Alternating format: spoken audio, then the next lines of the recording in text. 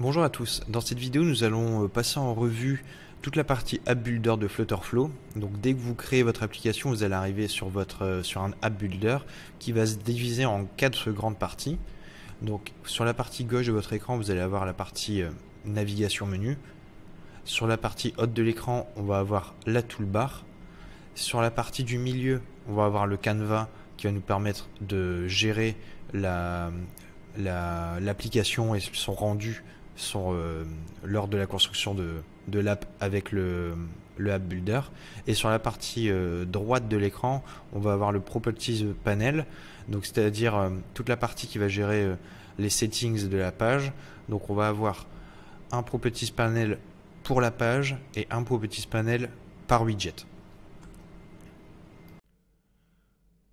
Alors, au niveau de la barre de navigation sur la gauche de notre écran, donc on va avoir ici le premier onglet qui est le widget panel qui va nous permettre d'ouvrir toute notre boîte à outils avec tous nos widgets qu'on peut utiliser sur notre page. Ici, si je clique sur widget suite, je vais avoir l'arborescence en fait de ma page. Alors d'un côté, je vais avoir l'arborescence de mon application avec mes dossiers et toutes mes pages et mes components. Et ici, je vais avoir l'arborescence de ma page avec l'imbrication des différents widgets. Sur l'onglet Storyboard, vous allez avoir une simulation de votre application avec les liens entre les pages, les bonus sheets, les widgets, les hidden widgets. Sur l'onglet Firestore, vous allez avoir un rendu de votre base de données Firestore qui est aussi accessible sur Firebase, mais Flutterflow recrée un espace directement dans votre app.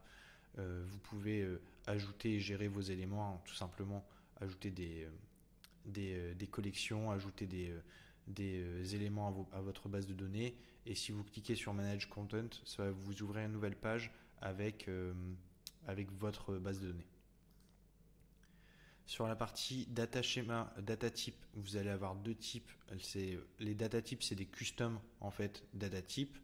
Donc par exemple, vous avez ça c'est un élément qu'on verra dans une autre vidéo, mais par exemple, vous pouvez créer un custom data type qui s'appelle adresse et le custom data type va contenir une rue, un numéro, un nom de rue, un code postal et ça vous permet et du coup sur votre document utilisateur, le champ adresse sera un data type de type adresse et ça vous permet de ne pas surcharger vos collections. Et vous avez aussi les enums.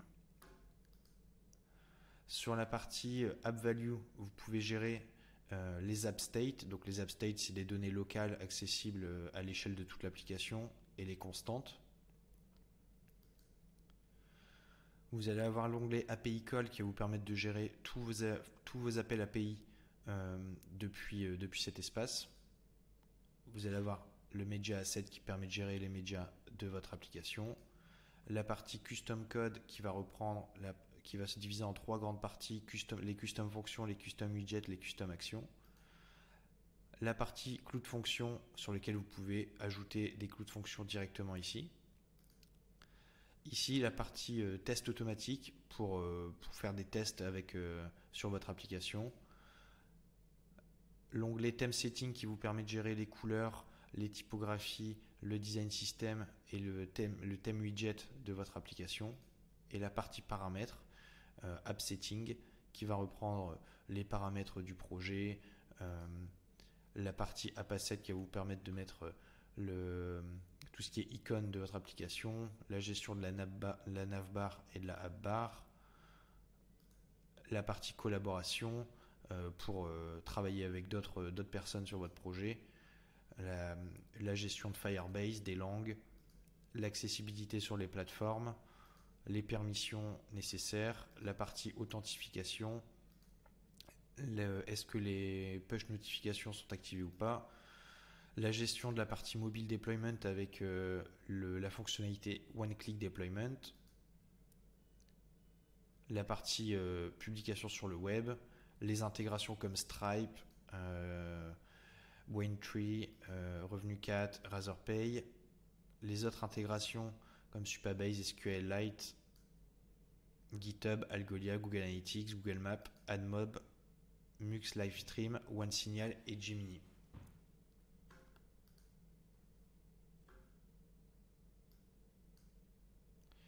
Maintenant, on va voir la partie toolbar. Donc au niveau de la toolbar, on va avoir en premier les informations du projet qui reprennent le nom du projet et son ID. Au niveau de cet onglet, c'est l'onglet Help qui va reprendre tout ce qui peut vous aider, c'est-à-dire la documentation, faire des feedbacks, reporter un bug, les news, savoir s'il y a un problème actuellement sur Flutterflow. Ici, on est sur l'onglet Keyword Shortcut qui va ouvrir une petite pop-up avec tous les shortcuts disponibles sur Flutterflow. Par exemple, moi, un shortcut que j'utilise beaucoup, c'est commande F qui me permet d'ouvrir le widget panel parce que j'aime bien avoir l'arborescence sur la gauche de mon écran quand je travaille. Au niveau de cet onglet, c'est le commande panel qui va vous permettre de taper en fait et de rechercher une page, un component, un API call, donc ça vous fait gagner du temps. Au milieu de l'écran, on va avoir la taille du canevas. Donc ici, comme vous pouvez le voir, vous avez la possibilité de gérer le device. Donc là, en l'occurrence, je suis sur un iPhone 14 Pro, mais je peux très bien passer aussi sur une tablette ou sur un PC et choisir plus précisément le type de téléphone que j'utilise pour développer en fait. Au niveau de cet onglet, vous allez en fait avoir qui s'appelle le Project History. C'est tout simplement les différentes versions de Flutterflow, de votre application plutôt. Et c'est vraiment très utile parce que des fois vous pouvez, par exemple lors de votre développement, avoir besoin de restaurer un backup en fait. Donc vous pouvez en fait regarder ici l'historique des snapshots de votre application. Vous pouvez aller en cliquant ici voir le snapshot, voir ce qui s'était passé sur le projet et même au besoin si vous avez fait une erreur, le restaurer. Ici on va être sur la partie commentaire du projet. L'onglet optimisation va vous donner des recommandations pour améliorer notamment les performances de votre application. Ici sur l'onglet issue, vous allez avoir deux types d'issues, donc les problèmes, c'est-à-dire les warnings. Donc les warnings c'est juste des alertes, mais vous pouvez lancer votre application. En revanche, la partie erreur, c'est vraiment si vous avez une erreur, vous devez absolument la régler parce que vous ne pourrez pas lancer votre application. Ici, on va avoir la partie branche. Donc une branche, en fait, vous allez avoir ce qu'il faut comprendre avec le système de branches, c'est que vous avez une branche principale qui s'appelle la branche main. Et par exemple, si vous voulez développer une fonctionnalité sans travailler directement sur la branche principale, vous pouvez créer une sous-branche. Par exemple, je veux créer un système d'avis. Je vais créer la branche rating. Et là, sur cette branche-là, qui sera une copie de la branche main, je vais développer ma fonctionnalité d'avis. Et une fois que cette fonctionnalité est développée, je vais la fusionner avec la branche main. Ça permet de travailler proprement sans avoir un impact sans travailler directement sur le projet principal. Ici sur la partie développeur menu, vous pouvez voir le code de votre application, gérer la partie GitHub Repository. Donc GitHub en fait c'est alors on vient de voir la partie branche, et GitHub c'est vraiment une plateforme qui permet de faire ça sur la partie développement. C'est vraiment un outil de versionning du code qui permet à des développeurs de collaborer ensemble sur un même projet, de développer des fonctionnalités en développant une branche et ensuite de les fusionner avec la branche main. Vous pouvez télécharger votre code, télécharger l'APK et là vous avez la partie Flutterflow CLI. Alors ici sur la partie Share projet, faites attention, vous pouvez partager votre projet, le mettre en public. Si vous le mettez en public, les personnes qui auront accès à votre projet pourront le cloner. Ici, vous avez la partie Preview App. Donc, si je vais sur la partie Preview App, j'ai vraiment en fait c'est pas une émulation de l'app, c'est c'est un rendu visuel de comment du rendu de l'application. Donc c'est bien quand vous voulez voir rapidement ce que votre design va donner sur un rendu réel. Et ici, vous avez la partie test, donc pour run votre application.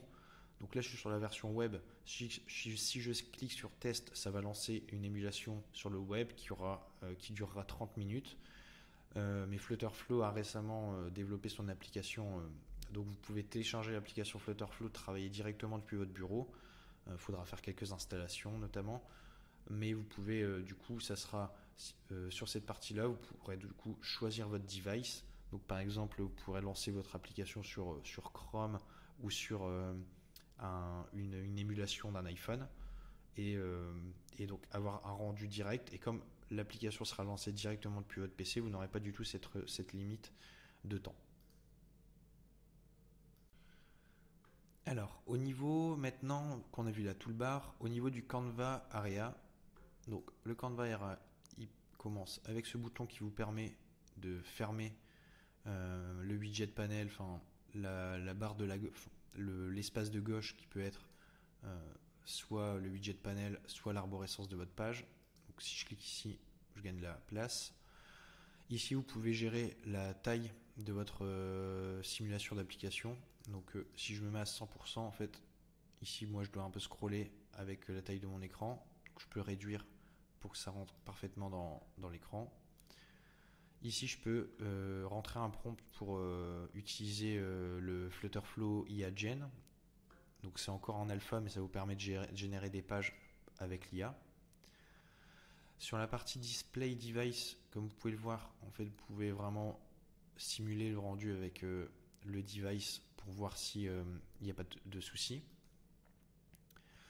Et ici, avec cet onglet-là, vous pouvez gérer la taille de votre simulation. Sur la partie texte, en fait, ça c'est important, c'est pour avoir vraiment un rendu, pour vraiment faire les tests, avoir une application qui s'adapte à toutes les configurations de téléphone. Et bien par exemple là on est sur une taille de texte par défaut, mais si on est sur un téléphone qui va avoir le texte en large, ça nous permet d'avoir un rendu et de vraiment comprendre, bon bah là je vais devoir faire des optimisations sur mon application pour qu'elle puisse s'adapter à absolument tous les types de config. Et donc là ici, donc vous allez avoir la possibilité d'activer ou pas la partie Safe Area. La Safe Area en fait c'est une zone en bas de votre écran qui va permettre en fait de gérer l'adaptation de votre application à tous les types de téléphones. Vous pouvez aussi changer la couleur du canevas, par exemple.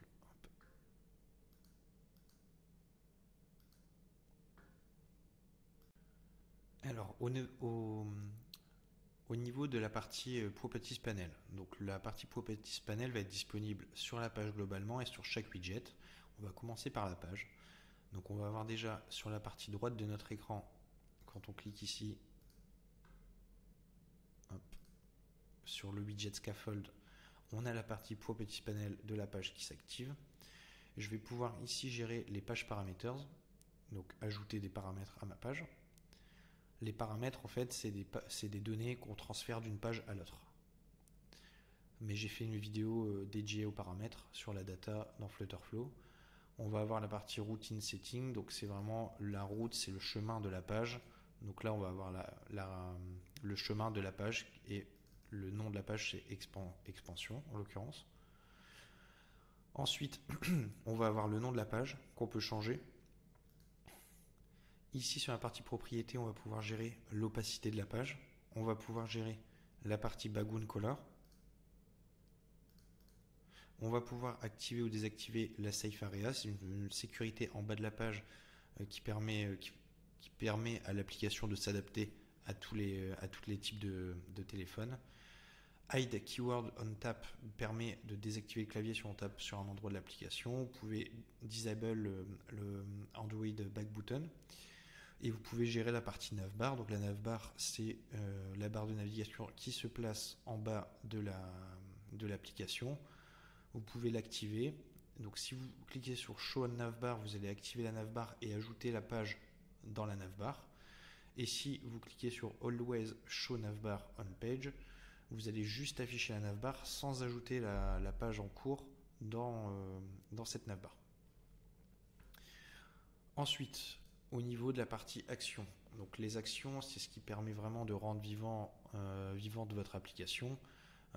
L'action de base, en fait, ça va être par exemple Navigate to. Donc si vous cliquez sur un bouton, vous voulez aller vers une autre page. Donc les actions vous permettent d'ajouter énormément de fonctionnalités à votre application. Et sur les actions disponibles sur le widget Scaffold, on va avoir deux actions disponibles, deux types d'actions. L'action onPageLoad, donc c'est au chargement de la page, et onPhoneCheck. Et pour gérer les actions, vous pouvez directement ajouter une action ici dans cet espace. C'est la gestion des actions rapides, ou alors ouvrir le panel d'actions. Personnellement, je trouve que c'est plus agréable de travailler directement depuis le panel d'actions. Sur la partie query, vous allez pouvoir faire des requêtes sur votre page. Donc, vous allez pouvoir appeler une query collection. Vous allez devoir choisir le type de collection que vous appelez. Vous pouvez faire un document from référence si vous avez une référence à appeler, faire un API call ou un Algolia Search. Vous pouvez pas gérer les animations sur la partie sur le widget Scaffold. Et par contre, vous avez cet onglet Local Page State qui permet les Local Page State, c'est une donnée locale accessible uniquement à l'échelle de la page. J'ai aussi fait une vidéo spécifiquement sur les Local Page State. Donc vous pouvez gérer ça ici. Alors maintenant qu'on a vu la partie Property Panels de la page, on va aller sur un widget en particulier. Par exemple, le widget colonne. Et donc on va avoir aussi une gestion vraiment des propriétés de chaque widget. Donc si on revient sur... donc là j'ai bien changé, hein, je suis plus sur ma page, je suis sur la partie colonne. On va avoir la partie propriété qui me permet de gérer toutes les propriétés du widget. Je vais pas revenir en détail sur chaque propriété, mais vous pouvez gérer l'opacité, le padding, la partie responsive, la gestion de l'alignement vertical, horizontal. Je vais pouvoir ajouter des actions. Là, comme on peut le voir, le nombre d'actions, on n'a pas onPageLoad. Donc on va avoir différents types d'actions, onTap, onDoubleTap, onLongPress, onPull to Refresh. On va aussi pouvoir faire une query sur chaque widget. On va pouvoir gérer la partie query, des queries enfants, c'est-à-dire par exemple, c'est très utile sur la partie requête API. Vous allez avoir une requête API et vous allez devoir refaire des requêtes sur, par exemple, des éléments retournés par cette API, par exemple des listes. Donc vous allez pouvoir générer des enfants par rapport à une liste que vous avez à récupérer. Et donc ça se gère avec la partie requête enfant. Là, vous allez pouvoir gérer la partie animation. Donc les animations, il y a deux types d'animations. onPageLoad, vous pouvez ajouter des types d'animations sur votre widget. Et onActionTrigger. Donc onActionTrigger se déclenche avec une action.